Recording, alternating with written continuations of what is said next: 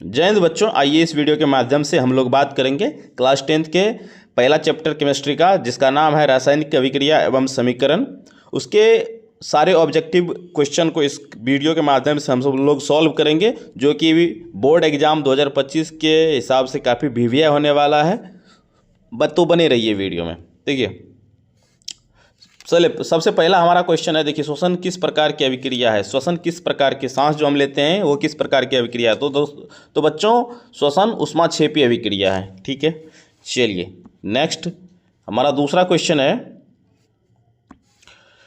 Ferrous sulphate crystal का रंग कैसा होता है? फेरस सल्फेट का जो क्रिस्टल होता है उसका रंग कैसा होता है? तो फेरस सल्फेट का रंग होता है तो बच्चों हरा कलर का होता है फेरस सल्फेट।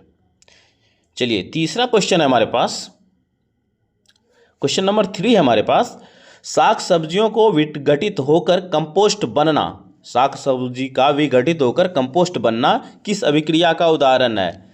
तो ये बच्चों ऊष्माक्षेपी अभिक्रिया का उदाहरण है। ये जो है ऊष्माक्षेपी अभिक्रिया का उदाहरण, साग सब्जी विघटित होना ऊष्माक्षेपी अभिक्रिया है। चलिए हमारे पास चौथा क्वेश्चन है इस चैप्टर का, काफ़ी शानदार क्वेश्चन है। लाल तप्त आयरन पर जलवाष्प प्रवाहित करने पर कौन सा यौगिक प्राप्त होगा? जब आप लाल आयरन पे, गर्म लोहा पे जलवाष्प प्रवाहित करोगे तो कौन सा यौगिक आपको मिलेगा? तो आपको Fe2O3 यौगिक प्राप्त होगा दोस्तों। पांचवा क्वेश्चन देखिए हमारे पास है, पांचवा क्वेश्चन देखिए क्या कह रहा है, जब सोडियम हाइड्रोक्साइड जिंक से अभिक्रिया करता है तो कौन सा उत्पाद बनता है? जब सोडियम हाइड्रोक्साइड मतलब NaOH जब जिंक से अभिक्रिया करता है तो कौन सा उत्पाद प्राप्त होता है, ये पूछा जा रहा है। तो देखिए, जब सोडियम हाइड्रोक्साइड का अभिक्रिया जिंक से होता है ना, तो Na2ZnO प्लस H2O गैस बनता है दोस्तों। चलिए अब अगला क्वेश्चन देखते हैं। छठवां नंबर क्वेश्चन देखिए इस चैप्टर का हमारे पास है, पूछ रहा है दूध से दही बनना कैसा परिवर्तन है? दूध से दही का बनना कैसा परिवर्तन है? तो यह एक रासायनिक परिवर्तन है बच्चों, क्योंकि दूध से आप दही बना सकते हो परंतु उल्टा दही से दूध नहीं बना सकते हो। और रासायनिक परिवर्तन वही होता है जो पहली वाली अवस्था में नहीं बदला जा सकता है। चलिए सातवां, इस चैप्टर का सातवां क्वेश्चन हमारे पास है। सातवां क्वेश्चन कह रहा है, देखिए, निम्नलिखित में से कौन सा पदार्थ बिना ज्वाला के जलता है? ऐसा कौन सा पदार्थ है जो बिना ज्वाला का जलता है, मतलब कि लो उसमें नहीं आता है? तो बिना ज्वाला का जलने वाला जो पदार्थ है बच्चों वो है कोयला, बाकी सभी ज्वाला के साथ जलता है। तो इस चैप्टर का आठवां क्वेश्चन हमारे पास, आलू चिप्स की थैली में कौन सी गैस बड़ी रहती है? वो आलू की जो चिप्स होती है, मतलब लेज या कुरकुरे का जो थैला होता है, उसमें कौन सा गैस भरा हुआ होता है, ये पूछा जा रहा है। तो उसमें नाइट्रोजन गैस भरा रहता है। अगला नौवां क्वेश्चन हमारे पास, नौवां बड़ा शानदार क्वेश्चन, सिल्वर क्लोराइड AgCl का रंग कैसा होता है? सिल्वर क्लोराइड का, तो सिल्वर क्लोराइड मतलब चांदी का रंग कैसा होता है? श्वेत। तो इसका भी कलर श्वेत ही होता है दोस्तों, सफेद। इस चैप्टर का 10वां क्वेश्चन हमारे पास आ गया है। 10वां क्वेश्चन कह रहा है, जब मैग्नीशियम फीता को जलाया जाता है तो उत्पन्न आग की लौ होती है। जब मैग्नीशियम के फीता को आप जलाओगे तो किस प्रकार की लौ उत्पन्न होती है? आग का जो कलर होगा वो कैसा होगा? तो चमकीला उजला कलर, एकदम उजला हुआ चमकता हुआ उजला कलर का आग दिखाई देगा आपको जब मैग्नीशियम फीता को जलाओगे। अगला क्वेश्चन, इस चैप्टर का 11 नंबर क्वेश्चन हमारे पास, और 11 नंबर क्वेश्चन काफ़ी शानदार है, वीवीआई है ऑब्जेक्टिव ये बोर्ड के हिसाब से। इसमें पूछा जा रहा है, निम्नलिखित में से कौन सा द्विविस्थापन अभिक्रिया है? 4 अभिक्रिया दिया हुआ हमारे पास, इसमें से द्विविस्थापन अभिक्रिया कौन सा? तो ऑप्शन नंबर 3 जो है ये द्विविस्थापन, यहाँ पे क्योंकि 2 पदार्थ का इंटरचेंज हो रहा है इसलिए ये द्विविस्थापन अभिक्रिया है। जैसे Ag के साथ यहाँ पे क्या आ गया? Cl आ गया, और Na के साथ NO3 आ गया। 12 नंबर क्वेश्चन हमारे पास में है। अब चलते हैं 12वां क्वेश्चन की तरफ। तो 12 नंबर क्वेश्चन है, Zn प्लस CuSO4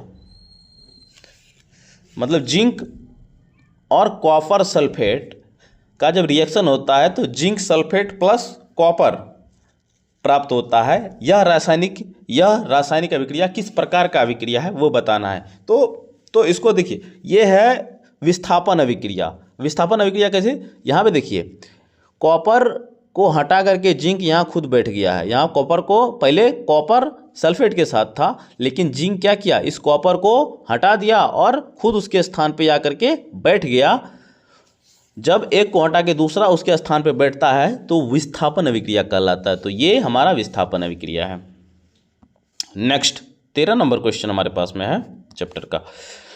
लौह चूर्ण पर तनु हाइड्रोक्लोरिक अम्ल डालने से क्या होता है। आप जब लौह चूर्ण पर तनु हाइड्रोक्लोरिक अम्ल डालोगे तो क्या प्राप्त होगा, कौन सा रिएक्शन होगा, ये बताना है आपको।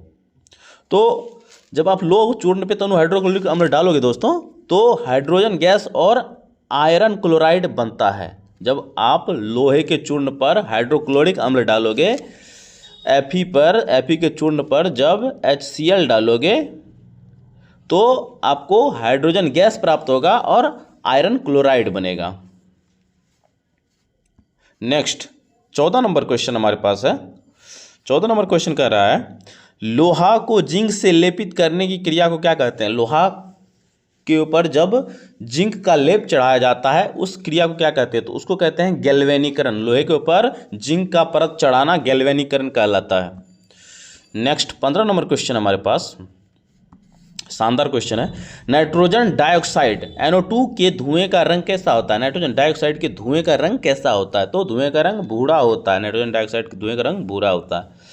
अगला 16 नंबर क्वेश्चन हमारे पास में है, और 16 नंबर क्वेश्चन क्या कह रहा है, लोहे पर जंग लगने की क्रिया को क्या कहते हैं। लोहे पर जंग लगने की क्रिया को क्या कहते हैं, संक्षारण कहते हैं। सिंपल सी बात है। अगला 17वां क्वेश्चन हमारे पास में है। इसमें बुझा हुआ, निम्नलिखित में कौन सा बुझा हुआ चूना है। इसमें पूछा है बुझा जो हुआ चूना का सूत्र क्या होता है। आपको डायरेक्ट अगर याद होगा तो आप लोग बता सकते हैं बुझा हुआ चूना को क्या कहते हैं, तो CaOH2 ये बुझा हुआ चूना का सूत्र है दोस्तों। चलिए 18वां क्वेश्चन है हमारे पास। 18वां क्वेश्चन कह रहा है, रासायनिक अभिक्रिया में भाग लेने वाले पदार्थों को क्या कहते हैं। रासायनिक अभिक्रिया में भाग लेने वाले पदार्थों को क्या कहते हैं, ये मैं नहीं बताऊंगा, ये आप लोग बताइए, क्योंकि ये बहुत ही आसान क्वेश्चन है। इस चैप्टर का सबसे आसान क्वेश्चन यही है। तो आप लोग कमेंट में बताएंगे इसका जवाब क्या होगा। ठीक है, चलिए बाकी हम लोग चलते हैं अगला क्वेश्चन के ऊपर। अगला क्वेश्चन हमारे पास 19 नंबर क्वेश्चन है। 19 नंबर क्वेश्चन क्या कह रहा है, देखिए 19 नंबर क्वेश्चन कह रहा है Fe2O3 प्लस Al2Al का जब रिएक्शन होता है तो Al2O3 बनता है और 2Fe बाहर निकल जाता है। दी गई अभिक्रिया किस प्रकार की। देखिए यहाँ पर पहले भी बताया है हमने कि यहाँ पे क्या कर रहा है, Fe यहाँ पे देखिए Fe क्या कर, Fe के जगह पे कौन आ गया है, Al। Fe को हटा करके कौन आ गया है, Al, और Al के जगह पे क्या चला गया है, Fe। तो एक दूसरे को, ये एक को हटा के दूसरा बैठ रहा है, तो इस प्रकार का अभिक्रिया क्या कहलाता है, विस्थापन अभिक्रिया कहलाता है। विस्थापन अभिक्रिया दोस्तों। चलिए नेक्स्ट अगला, इस चैप्टर का लास्ट क्वेश्चन हमारे पास 20वां नंबर क्वेश्चन है। 20वां क्वेश्चन कह रहा है, कॉपर ऑक्साइड के साथ जब हाइड्रोजन गैस को का अभिक्रिया कराया जाता है, copper oxide plus H2 gas का अभिक्रिया होता है तो कॉपर प्लस जल बनता है। यह किस प्रकार का अभिक्रिया होता है, तो दोस्तों यह है रेडॉक्स अभिक्रिया। और रेडॉक्स अभिक्रिया वो होता है जब ऑक्सीकरण और अवकरण दोनों साथ होता है। तो यहाँ पे क्या हो रहा है, ऑक्सीजन, यहाँ पे देखिए हाइड्रोजन जुड़ रहा है, मतलब अवकरण हो रहा है। ऑक्सीजन भी यहाँ पे दोनों साथ हो रहा है, ऑक्सीजन का निकलना या हाइड्रोजन का जुड़ना, ऑक्सीकरण भी हो रहा है इसमें और अवकरण भी हो रहा है। जब ऑक्सीकरण अवकरण दोनों साथ हो तो वैसा अभिक्रिया कहलाता है रेडॉक्स अभिक्रिया। Thank you. अगर वीडियो अच्छा लग रहा हो देखने में तो चैनल को सब्सक्राइब अवश्य कीजिए।